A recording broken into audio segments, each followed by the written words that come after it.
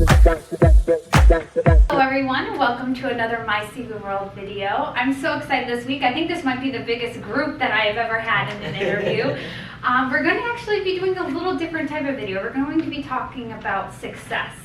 And I'm so happy to have the QIC Silverstock team with us today. So Ron, kick it off. Can you tell us how long you've been here and what your job title is? I've been here, 17 years I think, come in another week or so.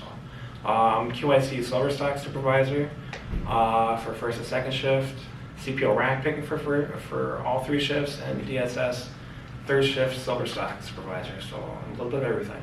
Nice. And Fred? My name is Frederick Florence. I've been here for 6 months. I'm in QIC Silverstock. This is me, Magar. I've been here for around 6 years now, and I've been coordinator for Silverstock, QIC Silverstock for 2 years now. Wow. And we're taking care of the CPO rack picking too. Nice. Also, I want to give a shout out to Barris, who couldn't be here today. He is the Systems Operation Engineer, and he's been with Cooper Vision for 16 years, so we're going to touch base because he's a partner in this change of process that we're going to be talking about today. So there has been a process change for the CPO rack picking process, and it has increased the department's productivity about 20 to 50% in some situations.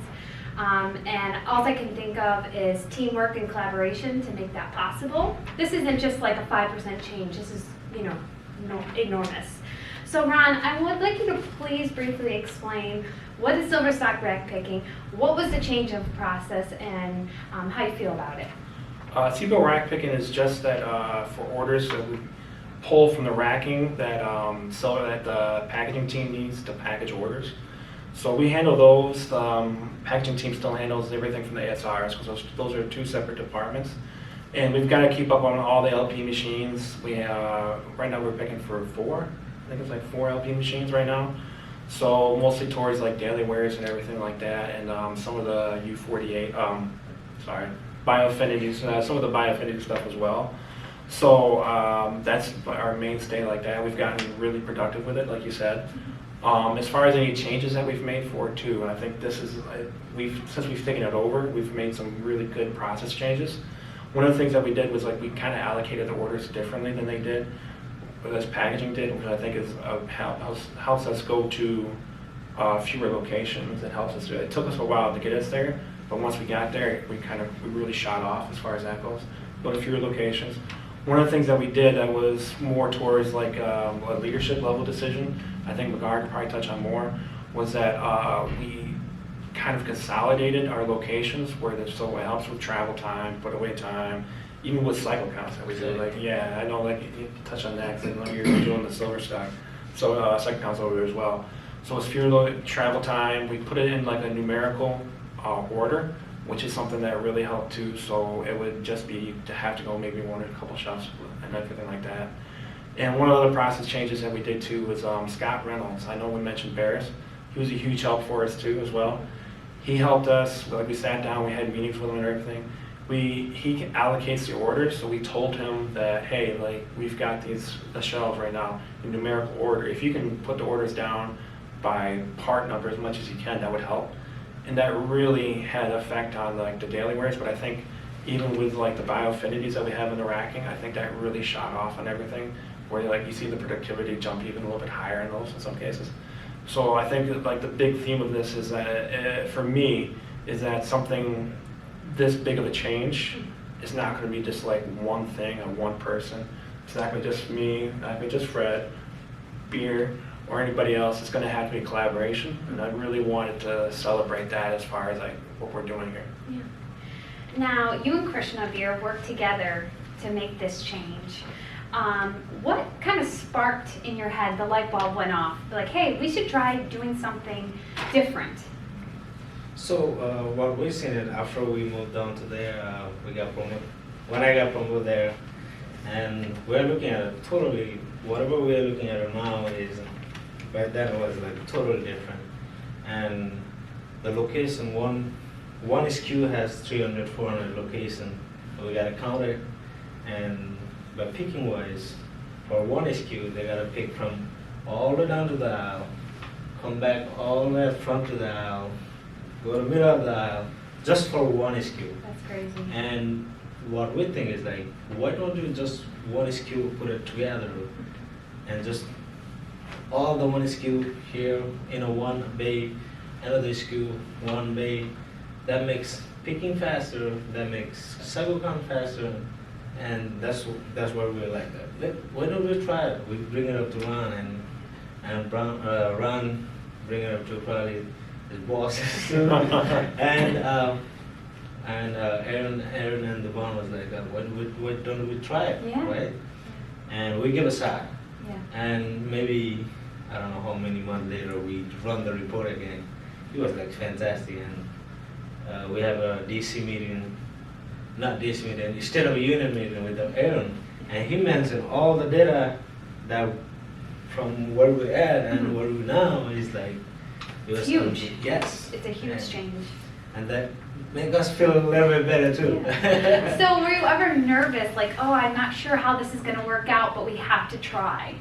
So, not like, I would say not nervous, but, so when we have an idea, it's better than not to try it. Mhm. But, there's some negative part of your side, like, might not gonna work, maybe waste our time sometime, but, most of the time, let's try it, let's give it a shot. Maybe it'll turn out like better than what we thought about it, right? Yeah.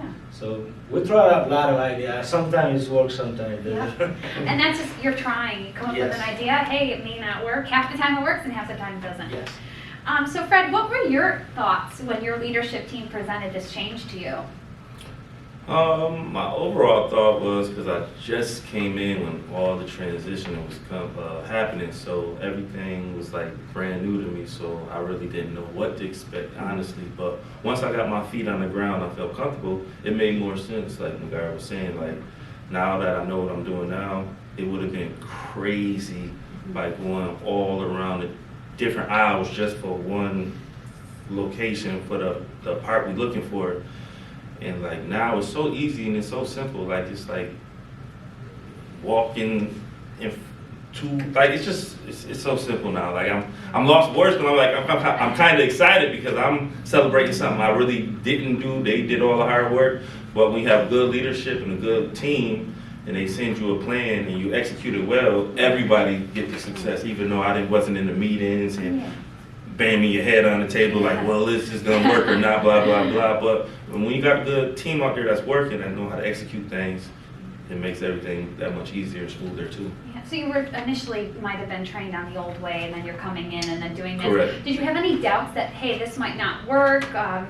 Were you concerned at all? Or you just was like, hey, this is going to be impactful in a positive way? No, because like I said, when you got a good leadership team that did trials and errors behind closed doors that we didn't see, that we don't know about, they're taking the risk more than we taking the risk saying we don't think it's going to work because we don't have that say-so, because we probably don't understand. But once we execute it and do it, and then once we hear the numbers like we did, we all was high-fiving in the back once we heard about the increase because we played a part in it by executing it. Yeah. They went behind the closed doors, Magar, Ron, Devon, and Aaron, they did the hard work by saying, let's try it, because if it didn't work, then they would have took the blame. We wouldn't took the blame because we just doing what they told us to do. But like right now, we winning the championship right now. Yeah. And Ron, so we did talk to Barris before this interview, and some people might not be aware that silver stock and packaging work very closely together.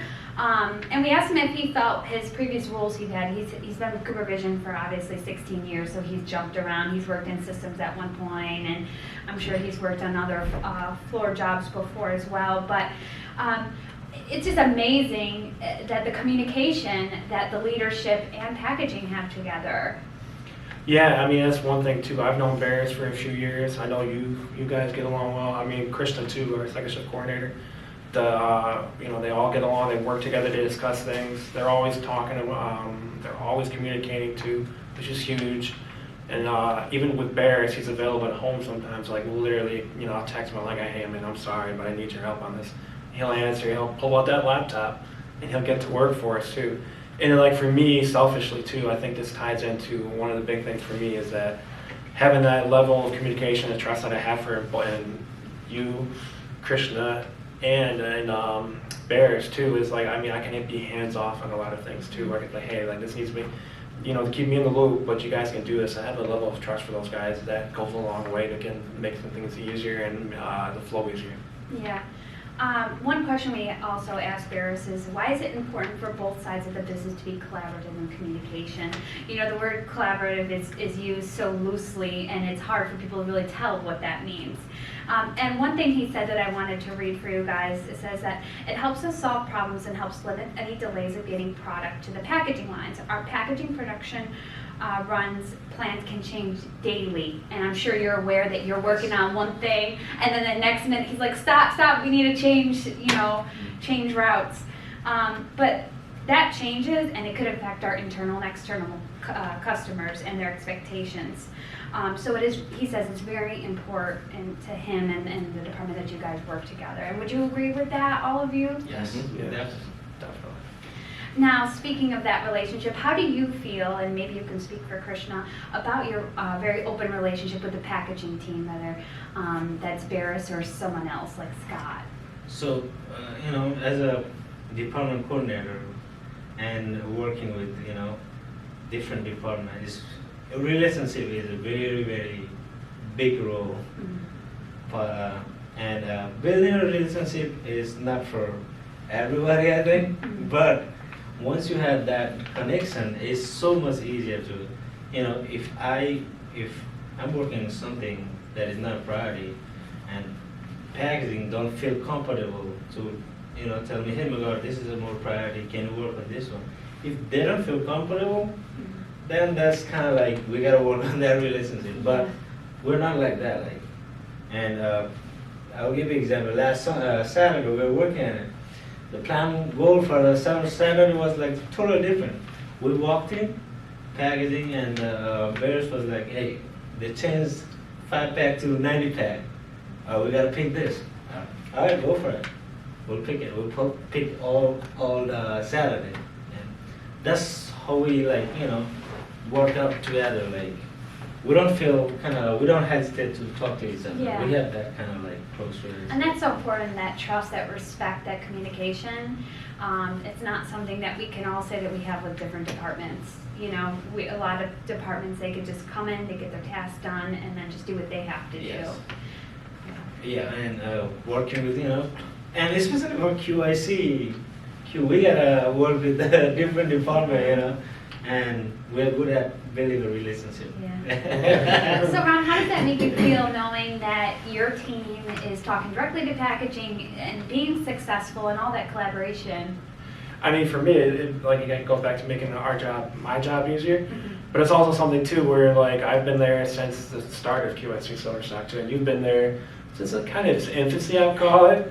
But to see one of the most important things about getting to be able to build that relationship is on that leadership level, even at even an associate level in some ways too. To be able to build that relationship is always huge. It's a level of trust that we have in them and they have in us, and that makes everybody's job easier. And Fred, are you proud of your team and the increase in productivity and the ideas that kind of sparked this change? I am, because how they was talking about Barris with communication, Magar and Ron, they both communicate with the entire group when the changes come, and they always involve us all, call us together for a small 2-minute meeting, letting us know what the changes was going on, this change, so we just adapt with the change, and that's always good. Adaptability is always good. Yeah. And what advice would you give someone who might be interested in joining your department? Just be open-minded. Yeah. Gotta be open-minded, strong-minded, willing to take and execute job descriptions at a high pace. And it's no pressure. It looks intimidating, but it's really not. When you look at the man ups, they look intimidating, but it really not. Because when you got good trainers too, that's one thing we want to say. We've got good trainers in the back. And now I'm a little trainer too, because I was there at one time. And they're patient with you. They're always asking if you understand everything. So that's why I believe our group is a tight knit, a little family, extended family. So it's good. So you've been here for 6 months, so would you recommend other people who might be watching this or other departments to come apply for your I job? always advocate for our department because people always ask if we have openings, and I'm like, yeah, but it's filled up real quick because people come. Yeah, that is true. Ron, is there anything that you wanted to say to your team that might be watching, or these fine gentlemen here? I mean, just to reiterate, like, I mean, just from something this big and this, like, over a relatively short period of time, it doesn't happen because, like, one person, doesn't happen because of one shift. I mean, I really want to emphasize, too, and I know I brought it up earlier, is there's so many different people that all work together with this, and that's where the biggest thing for me is where I'm pleased to see, like, Magar working with Krishna working with Bears, and then working with the associates too. Even like the QIC Silver Stock associates to help out. They're trained. Well, I mean, I think all of them are trained, or just about all, trained in CPO picking. You know, just to give that flexibility, and just having that flexibility on their level too for Fred and everybody allows us to be able to serve our customers even better too. And I also wanted to too. I know. I wanted to thank Adam Bain because he played a role in that reorganization of the racking. I know that's something that he played a huge part in it. He was behind the scenes, very much behind the scenes. So we don't let him out of his office a lot. Probably not let him out of his office enough, but he played a huge role in it too. And I wanted to just make sure that we all kind of give him the credit too. It's teamwork. So I did have one more question for all of you guys. I'll start with you, Ron. And as I mentioned in the opening, you know, we're celebrating the success here. And my question was, do you think it's important for us to celebrate successes before we jump to our next goal? And is there something that we can do better as a company to stop and smell the roses? I mean, I think it's important to acknowledge successes if we're going to acknowledge the failures. Mm-hmm. I think that's huge too. And like, this is something too where, I mean, I think I was talking to Aaron about it, where, like, I mean, I know that we've made huge improvements in this. Mm-hmm. It's one of those things where we're just, you know, we're on to the next task, the next project, doing this and doing that, and we just I never had the time to go in and pull the numbers specifically to have that number to back it up. And I just had a few minutes free, and I was like, you know what, I've been meaning to do this for like forever. Let me just pull the data and just do that. And like just having the time to do that, you know, I took a few minutes for that, and I shot it right over to Aaron, and I'm like, you gotta see these numbers. And right away, he's like, we gotta celebrate this. And to have that level of like support from a manager too, and just be able to do that too, right away, we gotta celebrate it. Boom. Like it's an awesome thing too. And if we're gonna give these guys a kick in the butt for doing something bad, we gotta give them a pat on the back and do something right. Absolutely. And what about you, Fred? Yeah, I agree. I think we should stop because if you're with a company that's having a mutual success after each job description, you want to take time to just take a breath and breathe and just see the accomplishment, because it takes a lot to have success. Like Ron was saying, failure is easy just to point it out, but when you have success, it's so many different parts that play. Like I was naming people that's behind closed doors, you know what I'm saying? Because that's where the success starts, with the people behind closed doors, because they're the ones that's really on the drawing board trying to say, well, this worked, but this data says no, this data says yes. So I agree. I think we should stop, pause for a minute, just to say, good job, everybody. And then work on the next goal after you celebrate that. And Peter, do you agree? And yes, and success and motivation is the biggest, key of success. And if we are celebrating a success, that motivates the people yes. too. And I like cakes. Yeah, Ron, what are we going to be doing for the team? Well, we went to last. I swear, like I went to Wegmans. They didn't have the red velvet cake that he likes, but I had my eye out for it. I see it, I'll grab it. Yeah, a peach cobbler and red velvet. Yes, and once we celebrate it, this motivates the team too. Mm-hmm. And once we celebrate the success, and let's move on to the next one. Let's celebrate. Let's have a month together again, Yeah. So right after we're done with this, how we can get better. Okay, guys? Well, Ron says you'll be celebrating you guys, everyone on the QAC Silver Second. Maybe other departments, if you're going to invite Barris or Steve or who, not, maybe you guys will do a luncheon or something. Yeah, I would definitely, there's a couple guys, like I've already brought it up in other departments I'd like to invite to. Some guys that have helped and definitely, they pushed the ship out towards the right direction. They got us helped in that. So I'm definitely including those guys, and I've invited Barris too. Nice. Awesome. Well, guys, congratulations Thank to you. everyone. I know there was multiple people we talked about during this interview who couldn't be here, but also those, like Aaron and Devon who may not be in here, but they also were very impactful and like, hey, this is a good idea. So congratulations to everyone.